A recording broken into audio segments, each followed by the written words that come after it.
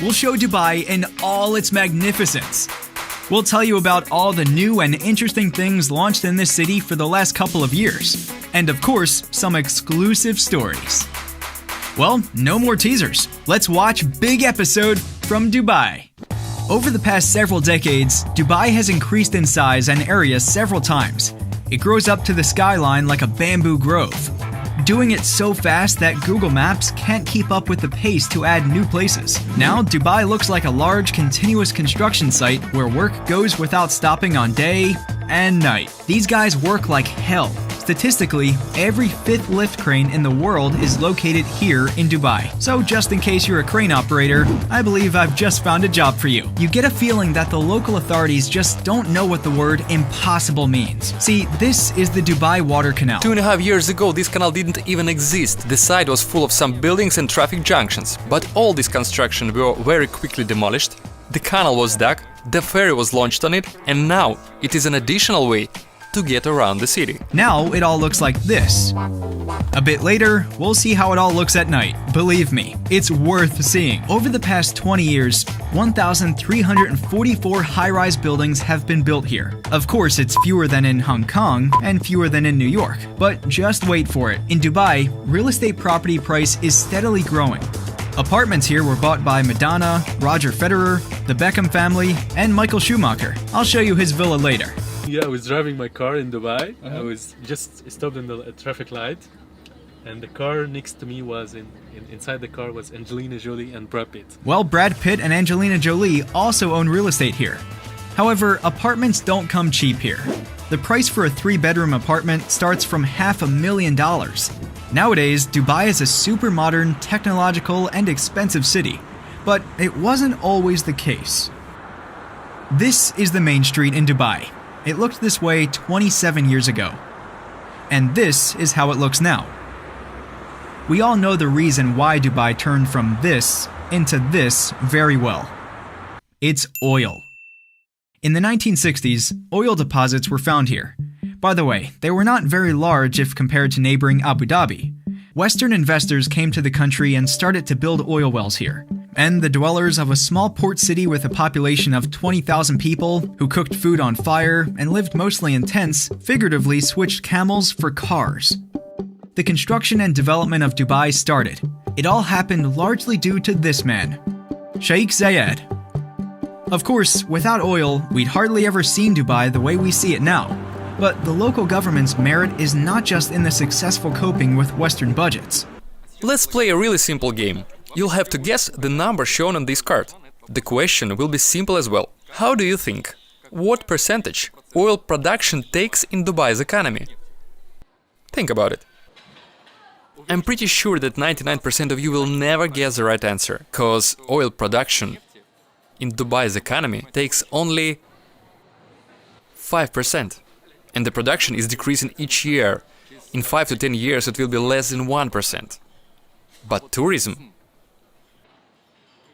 almost 20%. It's really hard to believe, but now tourism and aviation bring Dubai many times more money than oil production. In this very sense, Dubai is much like a young man who inherited a large fortune. However, he didn't blow it off, but successfully invested it and now gets good dividends from all this. Now, this city is one of the richest and most dynamically developing cities on the planet, striving to be the first in everything. You can actually shoot films about Dubai every few months. This is exactly how much time the municipal government needs to build and launch several large-scale facilities and grandiosely announce them to the whole world. Here, everybody is fond of everything with the word most. Start bending your fingers. The longest fully automated underground railroad in the world operates here. It actually operates without drivers. The underground network is about 75 kilometers long. In 2018, the tallest hotel in the world was set up in Dubai. The Javora Hotel is 356 meters high. The previous height record belonged to the JW Marriott Hotel Dubai. The tallest exclusively residential building is located here. Here, it's still under construction. The previous record holder is close by. It's Princess Tower. Also, here is the second largest mall in the world located. It has an area of over 1 million square meters, fitting in 1,200 stores. And as you probably guessed, it's not just Zara and H&M. The building also has an aquarium with the largest acrylic glass in the world. It's 33 meters wide. Even though Dubai is located in the epicenter of the climatic furnace, and the summer temperature may jump to 50 degrees Celsius above zero, the world's largest flower park was planted. Just think about it, 45 million flowers is located here. The last picture couldn't have come at a better time, because Emirates Airlines Dubai has been recognized as the world's best air carrier for 4 consecutive years. It owns the world's largest fleet with the world's largest passenger aircrafts, Airbus A380. And Dubai Airport, being the base for the company, is the third busiest airport in the world and one of the central hubs in the Middle East. Next, the largest man-made island is located in Dubai, and we'll get to it later as well. And finally, the tallest building in the world at the moment, this steeple in the distance, is also in Dubai. And we'll also visit it. Naturally, that's not all. Dubai goes on investing huge money in the construction of many new facilities. Let's turn the page and see the list of building projects being erected in Dubai in December 2018. The world's tallest panoramic wheel is being built here. It'll be 210 meters high. It's at the final construction stage now.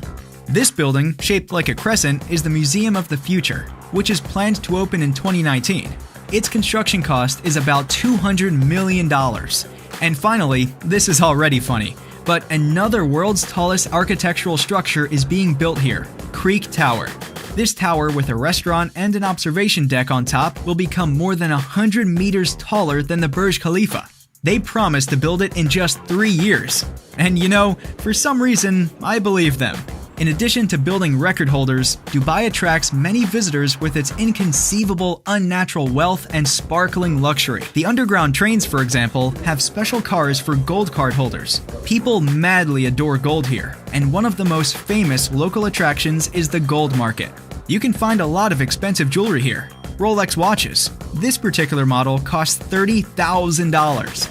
And now, this is the largest gold ring in the world. It weighs 58 kilograms. It even has a plate confirming the record.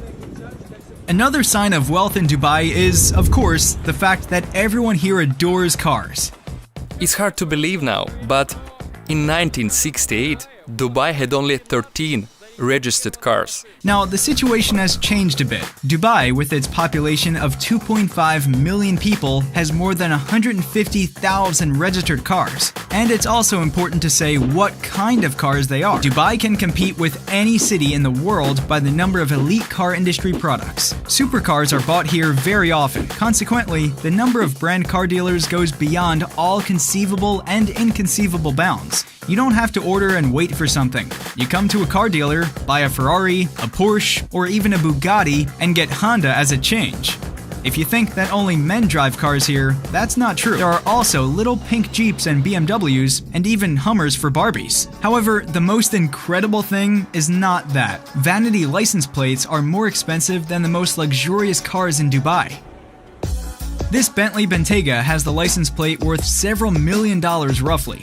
The plate with 003 in Abu Dhabi has recently been sold for 7.5 million dirhams. That's $2 million. The most expensive license plate I've ever heard about has only one figure on it, and it was sold for 45 million dirhams, more than $12 million. Now it's time to talk about hotels. You can find hotels here to suit all tastes, but not all wallets. Dubai's hotels are considered to be the second most expensive in the world after Geneva's. The most famous hotel is one of Dubai's symbols, Burj Al Arab. Well, I'll interrupt this boasting festival for a while because I need to drone to show you this hotel. And my friends Alex and Lena, who live in Dubai, have it. Since it's very difficult to fly anywhere in this place, Alex borrowed me his drone. So now we will try to take off and show you what Burj Al Arab is like. So we're getting up, and here it is, Burj Al Arab, better known as The Sail. The one and only 7-star hotel in the world. At least its owners call it this way. It doesn't seem very large from the air, but the building is 321 meters high. It has the tallest atrium lobby in the world. The owner used 1,800 square meters of 24-karat leaf gold to decorate the hotel's interior. That would be enough to cover 46,000 Mona Lisas. At the back, you can see a terrace with swimming pools. However, guests can get there at an extra charge, even though you'll have to pay at least $1,000 per night to rent a room. Another luxury hotel is the Armani Hotel, which is located in Burj Khalifa and designed personally by Giorgio Armani. There are only 2 of them in the world, one in Dubai and the other one in Milan. And finally, Atlantis, a 5-star hotel located on the man-made island called the Palm. At the ribbon-cutting ceremony, there were 7 times more fireworks used than at the Beijing Olympics. It's very difficult to get to its territory if you're not a hotel guest. But believe me, everything is to the highest standard there. Generally, there are more than 30 hotels, residences, separate marina, and of course, villas. More than 4,500 villas on the Palm. It looks very impressive from above, but if you come a little bit lower, you can see that the buildings stand rather close by each other, and there's practically no space between the houses. The real estate developer who built this island eventually increased the number of houses to compensate for high expenses. Some villa owners were not very pleased with this idea. Now let's talk about the man-made islands. This is the Palm Jumeirah. We've just had a look at it. It's populated almost to its full capacity. But there's another palm island, Jebel Ali, which is still under construction. The most interesting project among the artificial islands is the World Archipelago. It has 240 islands in the shape of a world map. Each island is called by a country, a state, or a city. Here we have Australia, Ukraine, Kazakhstan, and more. There are also Rostov and Yekaterinburg. These islands and the Siberia island were bought by Russian real estate developers. To have a look at the archipelago, I went to one of the most expensive private hotels in Dubai, Bulgari. It also has a yacht club and its own marina. The facility level is very well illustrated by the automotive industry products, beautifully parked here. Hello, my friend. Nice to meet you. This is Abdurrahman. He represents the Heart of Europe company.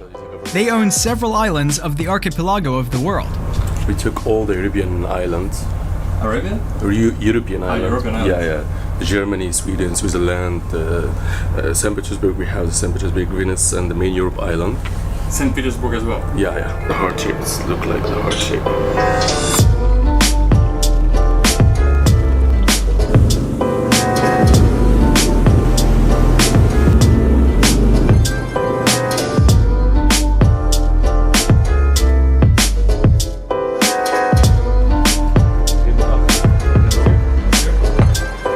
So security took a picture of my camera, and we are at the first floating villa.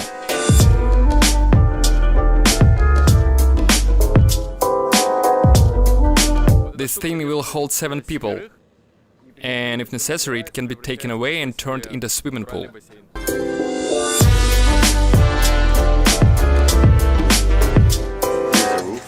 Wow, yeah. From here you have full view of all Dubai. This is a jacuzzi, fit for 6-7 people.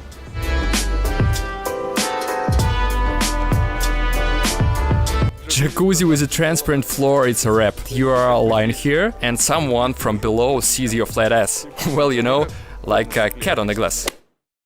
So, Abdurrahman, Yes. this one is Switzerland? No, Sweden. Sweden. Yeah. And these? Do you know This the is name? a Lebanon island. It's but Lebanon? It doesn't belong to us. And this? No, I don't know the names exactly for all the islands. Actually, using the map, we've managed to find out that Austria and Germany are situated close by. But let's get back to the floating villa. It's the most amazing thing in the world. Oh, wow. This is a floating seahorse, and this is a room underwater.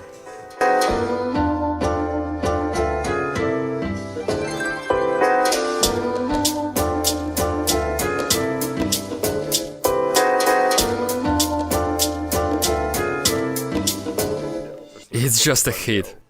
You're lying with a girl and just staring at this. And a good question is who is actually staring at whom? You at the fish or fish at you? The customer will choose what type of fish he want to see in front of his seahorse. So He go to the nursery, the coral nursery, and he choose the type of fish, and we bring the corals like you see, and it's got all attached to the seahorse from down here.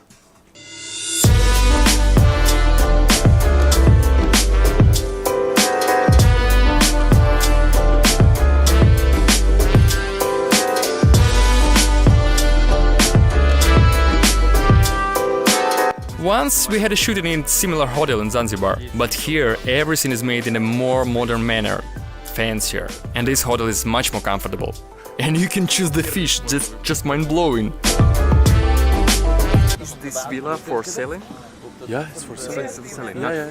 It's not for rent now, but after we sell it, we're going to rent it for the other people, for the customers. Like for example, if you bought this villa, we will take it from you, and we're going to rent it for you. It's like investment. Yeah, it's pure investment. Okay. And how much is it? We're talking about 16 million dirhams. 16 million dirhams. Yeah, and the best thing here, it gives you 8% rental guarantee for 12 years. 8%. Yeah, guarantee. Looks like I'm standing somewhere right in the middle of the jungle. Well, not Amazonia, but somewhere in Mauritius. It's all natural. These are real natural palms. I mean, they all grew up here, but 10 years ago there was nothing here. All this was brought here, planted, and now it's the real jungle, and I'm going to show it to you. This is a jungle. Sweden Palace. This is a Sweden island, as I mentioned before. It's a huge house. We're talking about 25,000 square feet, 5 floors, 7 bedrooms. We have a private beach, private pool. This is a swimming pool, and this is a kids' swimming pool. Your own private beach here. It's a private beach. Yeah, it's a private beach. And also, if the customer want to make it private, like more privacy, we can extend the trees till the beach inside, so he have his own private beach. So guys, a funny phrase, darling, I just bought Sweden, can easily become true. So the villa is a 5-storied building with zillions of bedrooms, children's rooms. It has an elevator, of course. All upholstered furniture was manufactured by Bentley. You can see expensive utensils, custom-made bathtubs, jacuzzis, a gym, and a sauna, of course. We're actually in Sweden. Come and see this one also, because it's Sweden. This is a snow room. Snow room? Yeah, the temperature go here till -5 in this room. So this machine, it's still it's under maintenance. It makes snow. It's real snow. So once you turn it on, it will cover all the place here. It goes to -5. You go from the sauna to -5 degrees. We can see a large party lounge with sunscreens and a roof terrace.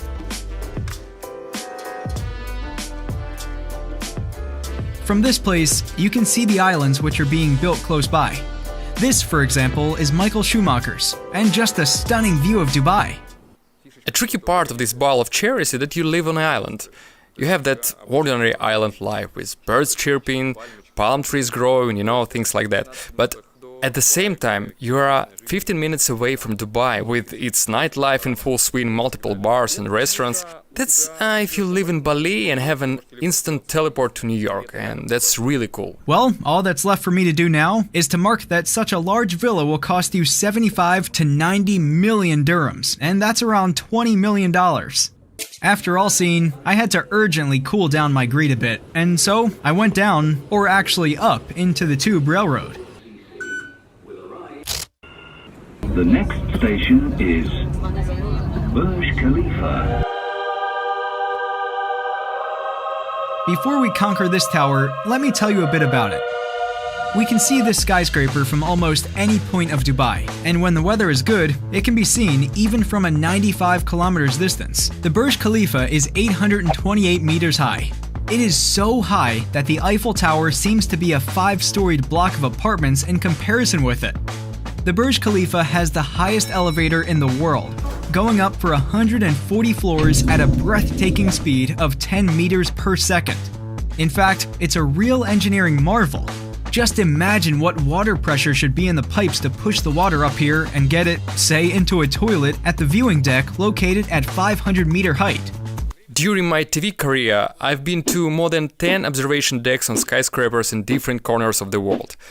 After everything I saw, I can tell you that the observation decks on a skyscraper is just a waste of money. But since the building behind me is the tallest building in the world, and the observation deck on Burj Khalifa is the highest in the world, I have to go up there. At least for you to see, there is no need to this. I've bought the most expensive ticket for $150 to get to the 148th floor. For this money, I get access to the Sky Lounge with all sorts of goodies. And what is most important, I get the opportunity not to wait and enter the elevator in good This faith. is one of the fastest elevators in the world. It will take us from here to 125 within 77 seconds. If all houses had such elevators, I think they would save a few weeks of life for us. Well, this is what the observation deck looks like at 555-meter height in the tallest building in the world.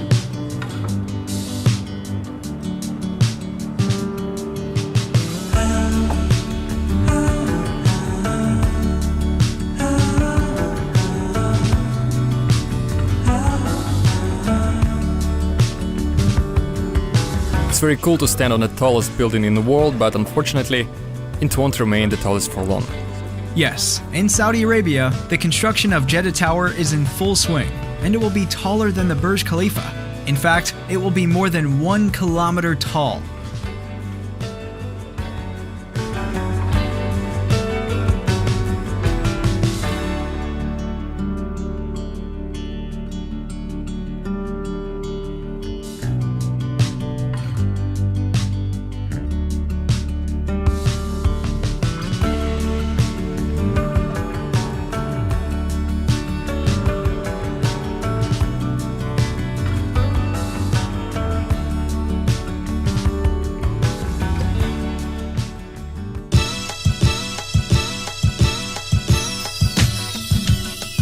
Now let's talk about Dubai at night. It's actually a separate aggregate state of the city, and Dubai is very good in this sense. Well, first of all, everything is perfectly lit with illuminations. This is how they illuminate the bridge on the canal, which I've already shown you at the beginning of this video. In the evenings, pleasure boats also pass here, and they pass right underneath this bridge. Just have a look how beautifully and technologically engineers wriggled out in this situation.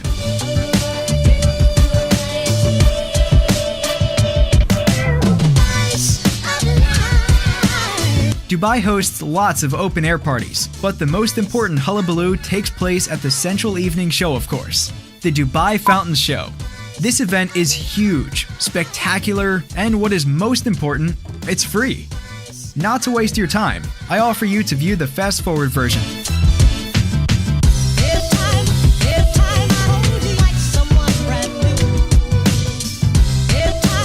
Few people know about it, but Dubai has another fountain show. And in this case, its main trick is the projection onto the water.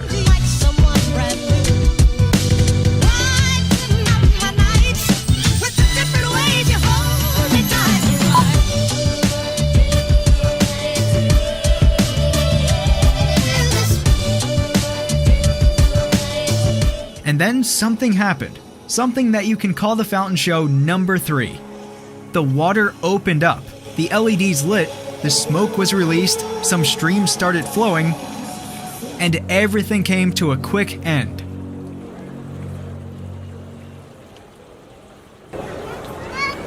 Just a city of shows.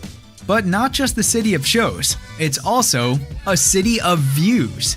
The night view of Dubai is actually the very thing you can already come here for. It's best to watch the city from above. That's why I decided to ask the locals where it would be best to shoot some city night time-lapse. It's widely thought that you can capture the best night view of Dubai from this terrace in this hotel. So, let's check it out. Here's the terrace. And that's what the night city view looks like from it.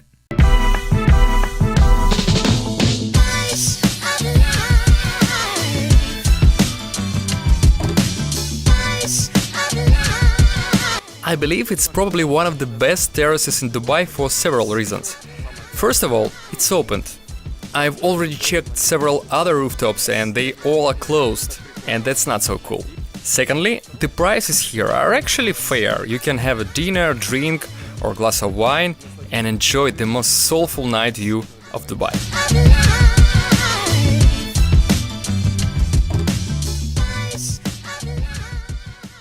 Before we talk about Dubai's tourist aspect, here's a fly in the ointment. Firstly, there are quite a lot of bans in Dubai. This includes kisses in public, alcohol, video shooting, and at times, even photography. I was stopped by the police 3 times, and they asked me to take away my camera. What's more, I was on the beach, and I wasn't capturing people, just the sea. This primarily happens due to censorship rules, which actually exist here.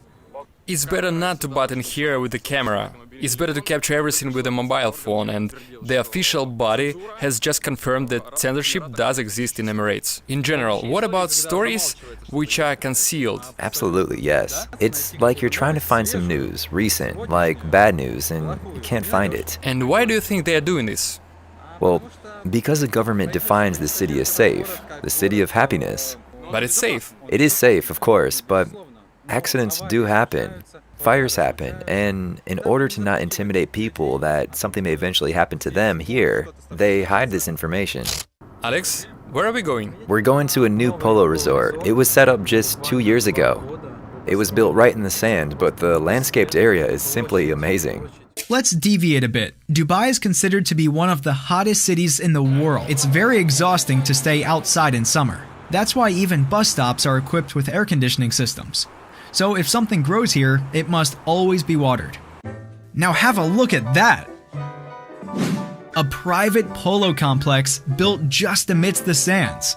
It belongs to one of the richest families in Dubai, the Habtoor family. Their wealth is estimated at about $44 billion. They've built not just a single polo field here, but as many as 3. Well, let's take a closer look at all of this. Horses, a large scoreboard, an ambulance, photographers, expensive cars, and rich guests. Finally, I got to the event where people wearing Ralph Lauren polo shirts for a reason. Actually, polo is an expensive sport. They unofficially call it the sport of kings. Everything is serious here. There's even a commentary box with a commentator. Andreas Laplace, and at the back, Thomas Palacios and Alejandro Gaulan. There are a lot of nuances here. Beautiful leather boots, white trousers, horses. They're definitely of a specific breed. And what's that over there? That's a hotel which was specially built on this location so that guests could come and watch the game from their balconies. For you to understand the level, the team has got its own hookah maker who travels with it all around the world. Also, you can change horses here because the more horses you have, the greater your winning chances are. As for the game, it's certainly very beautiful and very dynamic. If you're interested, our team has won. But generally, in my opinion, the most important victory is this lawn, which grows just in the middle of the desert.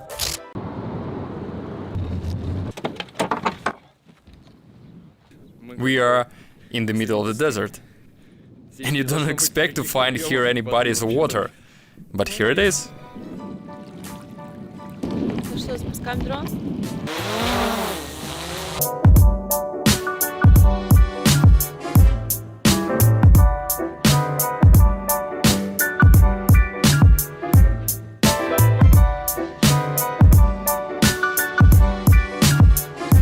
It's mid-December now, and this place was open to public just about a week ago.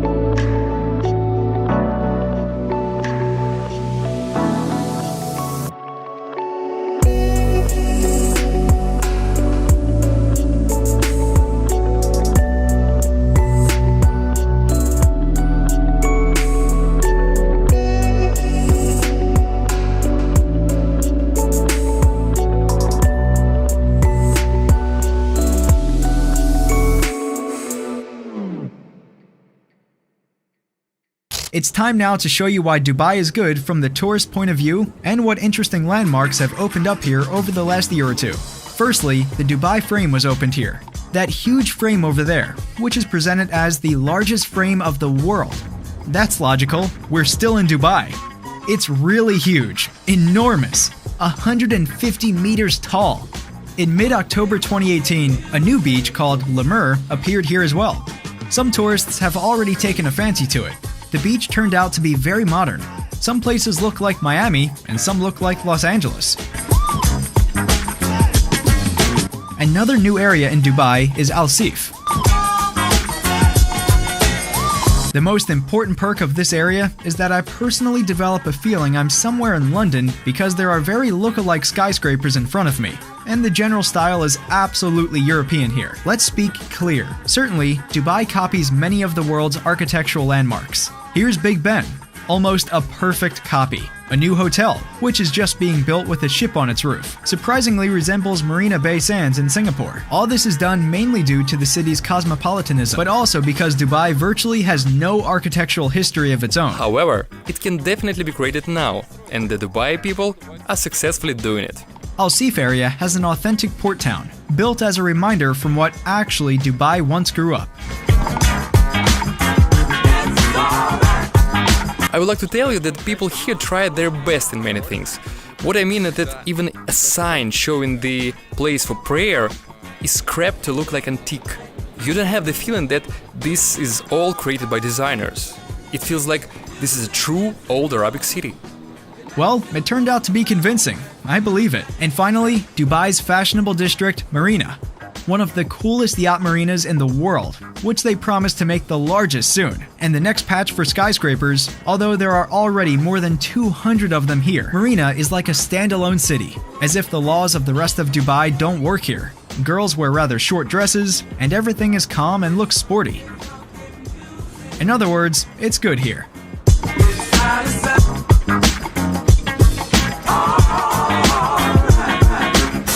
Well, to be honest, Dubai Marina looks like not Dubai at all. You have a feeling like you are somewhere in Miami or in Hawaii. Absolute American comfort. No one bustles about here. And what is the most interesting, you won't see many locals here. Perhaps as everywhere else in Dubai, but here they are dressed and behave in such a manner that they are no different from Americans and Europeans. But let's go back to Marina because we can see some interesting attractions there. First of all, a 500-meter zip line is located here. You can get down along it from a height of 170 meters. It all looks like this nearby.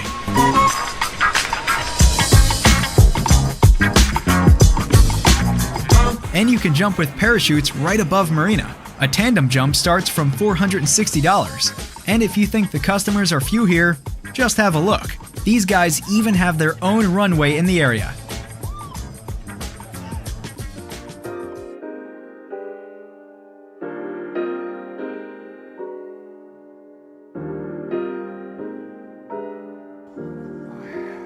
So, I have a plane in 10 hours. It's my last sunset in Dubai. I came to the terrace opposite my hotel, as it has now become my favorite. This is one of the few places where they sell beer. Now I'm ready to share with you all my thoughts about my Dubai trip. The first thing to know is why people come here and why it's worth coming here at all. Well, it's warm, the sea is close, they have a lot of things with the most sign, and it's really safe. Dubai is one of the safest cities in the world right now. As for Dubai itself, when I posted some photos in my Instagram and said that I am here now in Dubai, many followers commented like this: yes, the city is cool, but it has no soul. And it's true, there are no historical areas here, no old cozy lanes or something, because this city, I think it's like 30, 40 years old. At this very moment, the history of Dubai is being written, and later they will write about it in historical books. Probably Dubai is already among the, 10 most powerful cities in the world. The scopes of construction works here are simply incredible. But the most interesting thing in Dubai are happening not even so much to the city, but to the people of Dubai. 40 years ago, they were fishermen and pearl hunters, and suddenly they became rich. They all switched to Mercedes. They feel themselves like big guns, and looks like they will face a serious assimilation process in the next few years. The Sheikh children already speak English, not Arabic, among themselves at home. And the whole Dubai is actually very cosmopolitan. All borders are very much blurred. And yes, of course, Dubai people are still wearing traditional clothes, they observe Ramadan, but it seems to me that Dubai people want more and more to look like European. It would be very interesting for me to look in Dubai's future, but what is really cool is that the future comes here, not in 5 or 10 years. It actually comes here each consecutive year. So the most peculiar attraction of the city is that you can visit it every year, and every year so many new landmarks will nudge you to come here again and again.